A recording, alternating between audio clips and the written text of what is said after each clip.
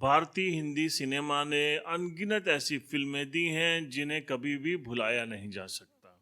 इन फिल्मों में कुछ ऐसे सीन हुए हैं जिनसे जुड़े दिलचस्प कहानियां आज हम आप तक लेकर आए हैं जो हमारे दिलो दिमाग पर नक्श हो गए। इन सीन के बारे में हम बताएंगे। इन सीन से जुड़े हुए बहुत ही दिलचस्प किस्से आज हम आपको सुनाने वाले हैं, तो अंत तक देखते रहिएगा रील की रियल स्टोरी। मैं हूं परवेज अहमद, अभिवादन स्वीकार।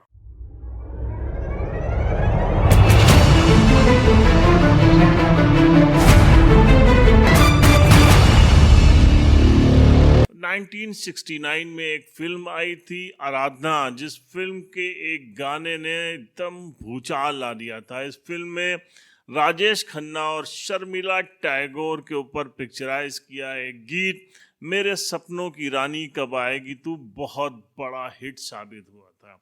इसमें दिखाया गया था कि एक जीप के ऊपर पहाड़ की वादियों में राजेश खन्ना और उनके दोस्त सुजीत कुमार वो साथ साथ चलते हैं एक ट्रेन से।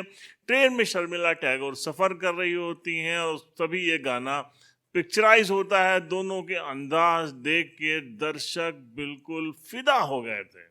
लेकिन हम आपको बता दें कि ये गाना अलग अलग पिक्चराइज हुआ था। जिस वक्त राजेश खन्ना जीप में चल रहे थे ट्रेन के ट्रैक के साथ साथ और ये गाना देखकर अपनी अदाएं दिखा रहे थे शर्मिला टैगोर को, तो उस वक्त न ट्रेन थी न ट्रेन में शर्मिला टैगोर थी। ये एक पहले पूरा गाना जो राजेश खन्ना को गाना था वो पिक्चराइज हो गया था।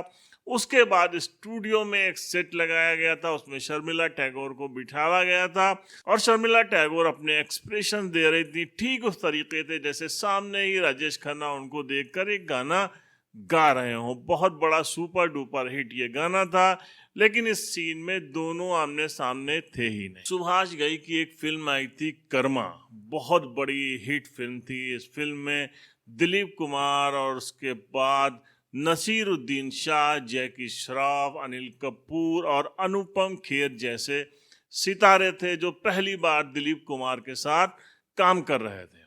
बहुत एक्साइटेड थे इस फिल्म में नसीरुद्दीन शाह दिलीप कुमार के सामने काम करने के लिए, क्योंकि जो उनको स्क्रिप्ट मिली थी उसमें उनको दिलीप कुमार साहब के सामने बहुत ज़बरदस्त तरीके के डायलॉग बोलने थे। इसके लिए पहले सुभाष घई साहब ने उनसे प्रैक्टिस कराई, उनके साथ सीन शूट किए। उसके बाद उन्होंने चुपचाप दिलीप कुमार साहब के साथ अलग सीन जो है वो शूट कर लिया, उसको दोनों को मैच कर दिया और फिल्म में सेट कर दिया।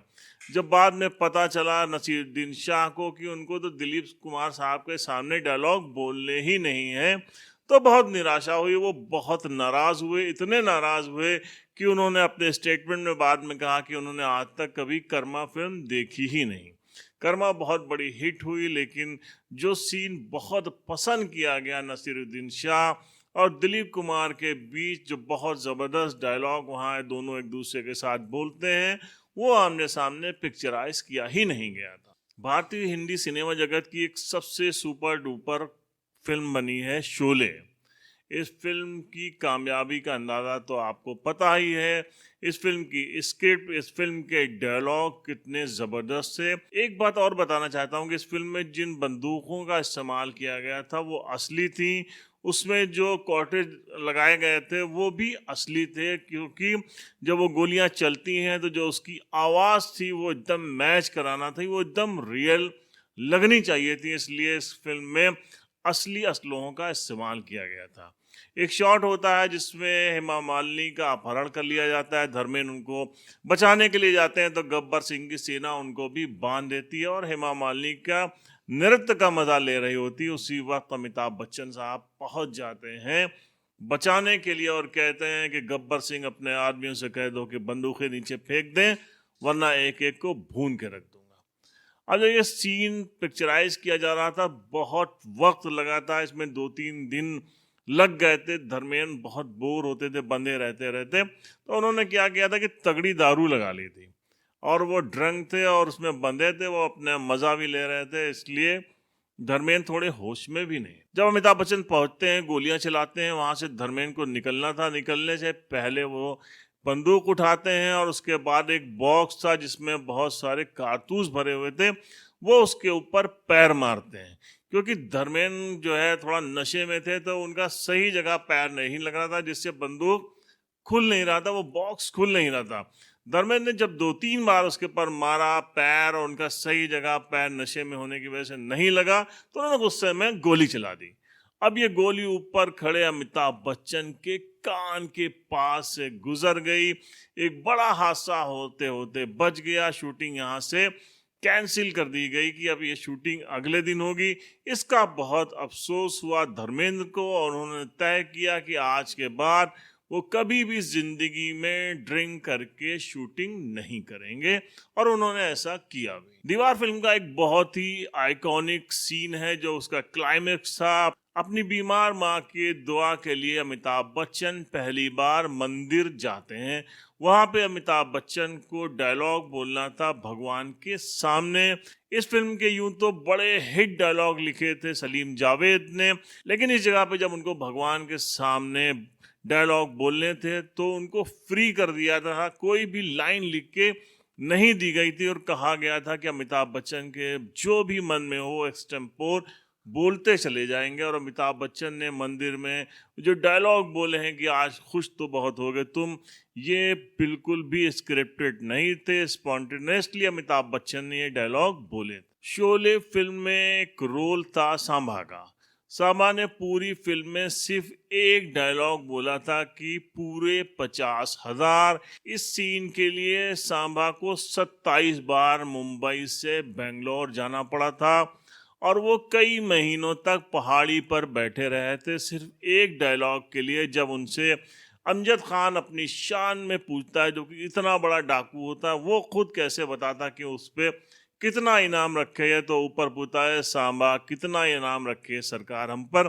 तो पहली बार उस फिल्म में मुंह खोलते हैं मैकमोहन सांबा कि पूरे 50,000। इसके अलावा फिल्म में उन्होंने कोई डायलॉग नहीं बोला था, लेकिन इसके लिए उनको 27 बार मुंबई से बेंगलोर शूटिंग प्लेस पे जाना पड़ा था रामगढ़, और कई महीनों तक पहाड़ पे बैठना पड़ा। शोले जिस वक्त चल रही थी उस वक्त धर्मेंद्र और हेमा मालिनी के बीच में इलू इलू चल रहा था। धर्मेंद्र पूरी तरीके से फिदा थे।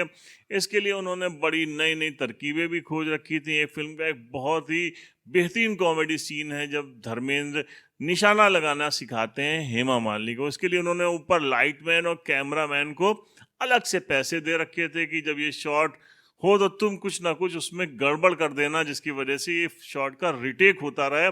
और जब कई बार इसका रिटेक हुआ तो हेमा मालिनी ने नेचुरली बोल दिया कि दाल में कुछ काला है, उसको बाद में फिल्म में भी ऐड कर लिया गया। पूरी फिल्म की शूटिंग चल रही थी मैसूर यूनिवर्सिटी में। पुनीत इस्सर एक नए एक्टर थे, उनका पहला दिन था। उनको बताया गया था कि आपको अमिताभ से जो फाइट करनी है वो बहुत रियल लगनी चाहिए। पुनीत इस्सर बहुत ही बॉडी बिल्डर थे।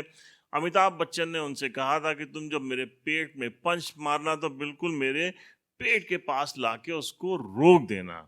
उस वक्त अमिताभ बच्चन जंप करते और उससे वो बच जाते, लेकिन जब पुनीत इस्सर ने उनको पंच मारा, अमिताभ की टाइमिंग गलत हो गई और वो पंच पूरा का पूरा उनके पेट में पड़ा, जिससे उनकी आंतें फट गई। उसके बाद जब अमिताभ बच्चन उस पंच से गिरे तो एक टेबल वहां पे रखी थी, उसका कोना उनके पेट में लगा और फिर अमिताभ बच्चन को महीनों हॉस्पिटल में रहना पड़ा। उनकी जान जाते जाते बची। तो ये वो किस्से थे, ये वो सीन थे जो फिल्म में कुछ देर का एक शॉट होता था, लेकिन इस शॉट से जुड़े हुए बहुत दिलचस्प पहलू थे जो हम निकाल कर आप तक लाए थे। अगर आपको ये पसंद आया हो हमारा एपिसोड तो हमारे चैनल को सब्सक्राइब करिए, लाइक करिए, हमारा हौसला बढ़ाइए और कमेंट बॉक्स में अपने सुझाव देना ना भूलिए। हम मिलते हैं नेक्स्ट एपिसोड में एक नई स्टोरी के साथ।